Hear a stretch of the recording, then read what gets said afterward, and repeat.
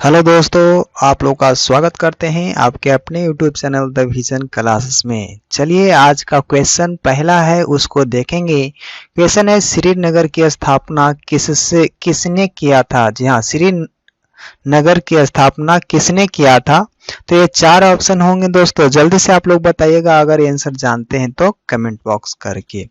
चलिए तो यहाँ देखिए आपका जो इसका पहला क्वेश्चन का आंसर हो जाएगा वह हुआ श्रीनगर का जो स्थापना किया था वह अशोक ने किया था। ऑप्शन आपका बी हो जाएगा। चलिए आगे बढ़ते हैं, अगला प्रश्न उसको देखेंगे। मेघदूत किसकी रचना है। जी हाँ, मेघदूत किनकी रचना है आपको बतानी है, जल्दी से बताएगा। जो मेघदूत है वह कालिदास की रचना है। ऑप्शन आपका बी सही होगा। चलिए आगे बढ़ते हैं, अगला प्रश्न उसको देखिएगा। पंचतंत्र के लेखक कौन है। जी हाँ, पंचतंत्र के लेखक कौन है। तो यह है विष्णु शर्मा। ऑप्शन आपका सी बिल्कुल सही होगा। अगला प्रश्न है सांची का स्तूप किसने बनवाया था। जी हाँ, सांची का जो स्तूप है वह किसने बनाया था। तो वह बनाया था, याद रखना है, अशोक ने। ऑप्शन आपका बी हो जाएगा, याद रखना है मित्रों। चलिए आगे बढ़ते हैं, अगला प्रश्न है कि भारत का आइंस्टाइन किसे कहा जाता है। जी हाँ, भारत का आइंस्टाइन किसे कहा जाता है। तो वह कहा जाता है नागा अर्जुन को। ऑप्शन आपका बी हो जाएगा। चलिए आगे बढ़ते हैं, अगला प्रश्न है गोमतेश्वर की मूर्ति को किसने बनवाया था। जी हाँ, जल्दी से आप लोग बताइएगा गोमतेश्वर की मूर्ति किसने बनवाया था। तो वह याद रखना है चामुंडा राय ने बनाया था। चामुंड राय, याद रखिएगा। ऑप्शन आपका ए हो जाएगा मित्रों। चलिए आगे बढ़ते हैं, अगला प्रश्न है उसको देखेंगे। अगला प्रश्न है हरिसेन हरिसेन किसके दरबारी कवि थे। जी हाँ, हरिसेन किसके दरबारी कवि थे। तो वह थे, याद रखना है, समुद्रगुप्त के। ऑप्शन आपका सी होगा। अगला प्रश्न उसको देखना है। प्रश्न है हाथी गुफा शिलालेख किस राज्य में स्थित है। हाथी गुफा शिलालेख किस राज्य में स्थित है। तो वह राज्य है, याद रखना है, उड़ीसा। ऑप्शन आपका बी होगा। चलिए आगे बढ़ते हैं, अगला प्रश्न को देखेंगे। सर्वप्रथम सोने के सिक्के किसने जारी किए थे। याद रखना है, सर्वप्रथम सोने के सिक्के किसने जारी किए थे। तो वह जो जारी करने वाला पहला जो शासक था वह कौन था, याद रखिएगा। उसका जो नाम था हिंद यूनानियों ने किया था। ऑप्शन आपका ए हो जाएगा। चलिए आगे बढ़ते हैं, सर्वप्रथम सोने के सिक्के किसने जारी किए थे। तो हिंद यूनानियों ने किया था, याद रखिएगा। अगला प्रश्न उसको देखिएगा। भारत में शक संवत को किसने शुरू किया था। जी हाँ, भारत में शक संवत को किसने शुरू किया था। तो शुरू करने वाला व्यक्ति था कनिष्क, याद रखिएगा। ऑप्शन आपका क्या हो जाएगा, तो बी होगा मित्रों। सॉरी, कनिष्क ने किया था। भारत में विक्रम शक संवत को किसने शुरू किया था। तो आपको कनिष्क हो जाएगा। ऑप्शन आपका भी बिल्कुल सही है। चलिए आगे बढ़ते हैं, अगला प्रश्न उसको देखिएगा। मिलिंद पन्हो ग्रंथ की रचना किसने किया था। मिलिंद पन्हो की ग्रंथ की रचना किसने किया था। तो वह किए थे नागसेन। ऑप्शन आपका ए बिल्कुल सही होगा। अगला प्रश्न है उसको देखिएगा। मेहरौली स्थित लौह स्तंभ को किसने बनवाया था। जी हाँ, याद रखिएगा, मेहरौली स्थित लौह स्तंभ को किसने बनवाया था। तो बनाने वाला शासक का नाम था चंद्रगुप्त द्वितीय। ऑप्शन आपका बी हो जाएगा, याद रखना है दोस्तों, बी होगा। चलिए आगे बढ़ते हैं, अगला प्रश्न है उसको देखिएगा। प्रश्न है अमित्रघात के नाम से किसे जाना जाता है। अमित्रघात के नाम से किसे जाना जाता है। तो वह व्यक्ति का नाम है बिंदुसार। ऑप्शन आपका डी होगा, याद रखना है। आगे बढ़िए, अगला प्रश्न उसको देखेगा। डायमेकस, जी हाँ, डायमेकस किसके दरबार में आया था। डायमेकस किसके दरबार में आया था। तो वह आया था बिंदुसार के। ऑप्शन आपका बी हो जाएगा। चलिए आगे बढ़ते हैं, अगला प्रश्न को देखेंगे। प्रश्न 15 है अशोक के शिलालेखों में प्रयुक्त भाषा है। जी हाँ, अशोक के शिलालेख जो लिखा गया हो वह किस भाषा में लिखा गया है। तो उस भाषा का नाम है, याद रखिएगा, प्राकृत भाषा के रूप में इसका लिखा गया है। ऑप्शन आपका बी होगा। चलिए आगे बढ़ते हैं, अशोक का शिलालेख में प्रयुक्त भाषा है वह है प्राकृत भाषा। ऑप्शन आपका बी होगा, याद रखना है। चलिए आगे बढ़ते हैं। अगला प्रश्न उसको देखिएगा, अशोक का सबसे लंबा स्तंभ लेख कौन है? जी हाँ, अशोक का सबसे लंबा स्तंभ कौन है? तो वह है, याद रखिएगा, ऑप्शन डी सातवां होगा। ऑप्शन डी सातवां है। चलिए आगे बढ़ते हैं। अगला प्रश्न को देखेंगे। प्रश्न नंबर 17 है, अशोक के अभिलेख को सर्वप्रथम किसने पढ़ा था? तो पढ़ने वाला व्यक्ति था जेम्स प्रिंसेप। याद रखिएगा, जेम्स प्रिंसेप, याद रखिएगा, प्रिंसेप, जेम्स प्रिंसेप।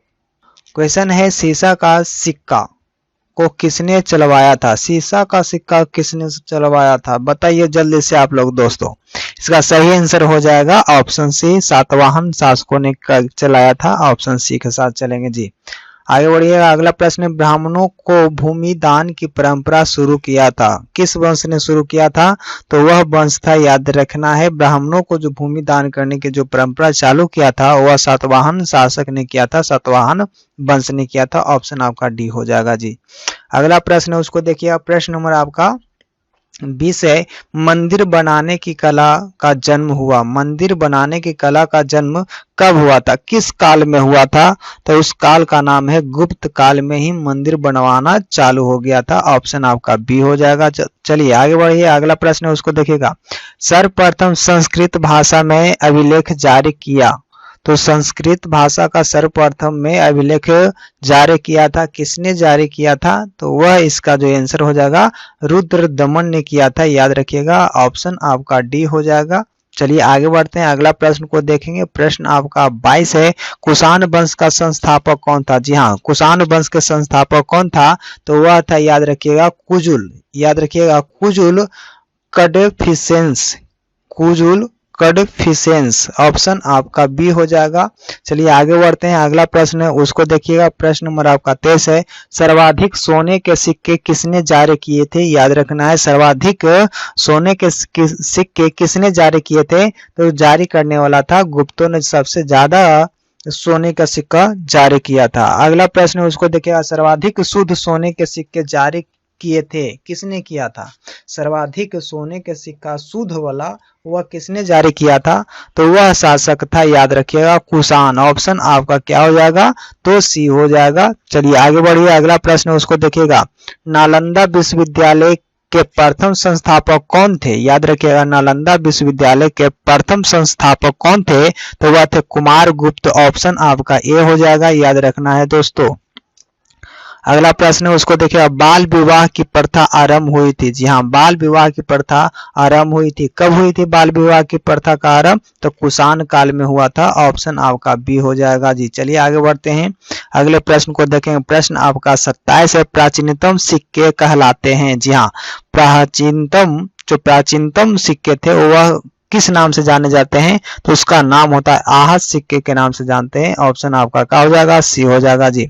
अगला प्रश्न है, बुद्ध की मूर्ति का निर्माण किस काल में हुआ था? जी हाँ, बुद्ध की मूर्ति का निर्माण किस काल में हुआ था? कुषाण काल में हुआ था। ऑप्शन आपका ए हो जाएगा जी। चलिए आगे बढ़ते हैं। अगला प्रश्न उसको देखेंगे, सुदर्शन झील का जीर्णोद्धार किसने करवाया था? जी हाँ, क्वेश्चन है, सुदर्शन झील का जीर्णोद्धार किसने करवाया था? तो उसका नाम था, याद रखिएगा, रुद्रदमन। ऑप्शन आपका बी हो जाएगा, रुद्रदमन ही सुदर्शन झील का जीर्णोद्धार करवाया था। ऑप्शन बी के साथ चलेंगे।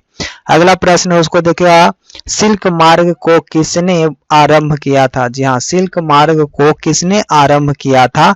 तो वह किया था, याद रखिएगा, कनिष्क ने। ऑप्शन आपका क्या हो जाएगा? तो डी हो जाएगा जी। चलिए आगे बढ़ते हैं। अगला प्रश्न है कि अशोक के शिलालेख की खोज किसने किया था? अशोक के शिलालेख की खोज किसने किया था? टिफेंथेलर। ऑप्शन आपका क्या हो जाएगा? ए बिल्कुल सही होगा। अशोक के शिलालेख की खोज किसने किया था? तो वह हो जाएगा इसका आंसर ए, टिफेंथेलर। ऑप्शन आपका ए होगा। चलिए आगे बढ़ते हैं, अगला प्रश्न उसको देखिएगा। हुनों का आक्रमण किसके शासन में हुआ था? हुनों का आक्रमण किसके शासन काल में हुआ था? तो वह हुआ था स्कंद गुप्त के शासन काल में हुआ था। ऑप्शन आपका ए बिल्कुल सही होगा। चलिए आगे बढ़ते हैं, अगला प्रश्न को देखेंगे। प्रश्न आपका 33 है। प्राचीन भारत का स्वर्ण युग कहलाता है। जी हाँ, प्राचीन भारत का स्वर्ण युग किसके काल को कहते हैं? ये आपको बतलाना है। इसका सही आंसर जो हो जाएगा वह गुप्त काल को कहते हैं स्वर्ण युग। याद रखिएगा, ऑप्शन आपका बी होगा दोस्तों। आगे बढ़िए, अगला प्रश्न है। शक संवत की शुरुआत कब हुई थी? याद रखना है, आपका क्वेश्चन पूछा जाता है कि शक संवत का शुरुआत कब हुई थी? तो 78 ईस्वी में हुई थी। ऑप्शन आपका ए हो जाएगा। चलिए आगे बढ़ते हैं। गुप्त वंश का वास्तविक संस्थापक कौन था? जी हाँ, गुप्त वंश का वास्तविक संस्थापक कौन था? तो उसका नाम था, याद रखिएगा, चंद्रगुप्त प्रथम। ऑप्शन आपका क्या हो जाएगा? सी हो जाएगा, चंद्रगुप्त प्रथम। गुप्त वंश का वास्तविक संस्थापक कौन था? तो वह चंद्रगुप्त प्रथम था। चलिए आगे बढ़िए, अगला प्रश्न है उसको देखेंगे। प्रश्न आपका 36 है। भारत का नेपोलियन किसे कहा जाता है? तो ये आपको बताना है। इसका सही आंसर होगा समुद्रगुप्त को कहा जाता है भारत का नेपोलियन। ऑप्शन आपका बी होगा जो दोस्तों। अगला प्रश्न, कालिदास किसके दरबार में रहते थे? जी हाँ, कालिदास किसके दरबार में रहते थे? तो वो दरबार किसके दरबार में रहते थे? तो वह रहते थे चंद्रगुप्त द्वितीय के दरबार में रहा करते थे कालिदास। ऑप्शन आपका सी हो जाएगा जी। अगला प्रश्न है उसको देखिए। सिक्कों पर बीना बजाते चित्र अंकित है। जी हाँ, सिक्कों पर बीना बजाते चित्र अंकित है, वह है किसका? समुद्रगुप्त का। ऑप्शन आपका क्या हो जाएगा? तो सी होगा। अगला प्रश्न है उसको देखिएगा। गीत गोविंद के रचयिता कौन है? गीत गोविंद के रचयिता कौन है? तो वह है, याद रखिएगा, जयदेव। याद रखिएगा दोस्तों, ऑप्शन आपका डी हो जाएगा। गीत गोविंद के रचयिता जयदेव हैं।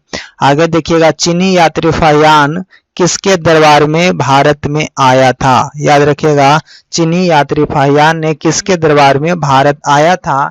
तो वह आया था, याद रखना है, चंद्रगुप्त द्वितीय के शासन काल में आया था। ऑप्शन आपका क्या हो जाएगा? बी होगा। अगला प्रश्न है कि ह्वेनसांग किसके शासनकाल में आया था? ह्वेनसांग किसके शासनकाल में भारत आया था?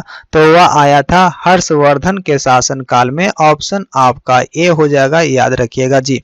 अगला प्रश्न है उसको देखिएगा। गुप्त वंश का अंतिम शासक कौन था? जी हाँ, गुप्त वंश का अंतिम शासक कौन था? तो वह विष्णुगुप्त था। ऑप्शन आपका डी होगा। आगे बढ़िए, अगला प्रश्न को देखेंगे। प्रश्न नंबर है 43। गुप्त काल की राजकीय दरबारी भाषा क्या थी? राजकीय दरबारी भाषा क्या थी? गुप्त काल की पूछ रहा है क्वेश्चन में, तो इसका सही आंसर हो जाएगा संस्कृत थी। ऑप्शन आपका सी हो जाएगा जी। आगे बढ़िए, अगला प्रश्न है। योग दर्शन के प्रतिपादक कौन है? तो आप जानते हैं, बच्चा जानते हैं, योग दर्शन के प्रतिपादक जो हैं वह है, याद रखिएगा, पतंजलि। ऑप्शन आपका क्या हो जाएगा? तो ए हो जाएगा जी। अभी जो आपको योग दर्शन के जो गुरु माने जाते हैं आपका बाबा रामदेव हैं। अगला प्रश्न है। सीयू की पुस्तक के लेखक कौन है? सीयू की पुस्तक के लेखक कौन है?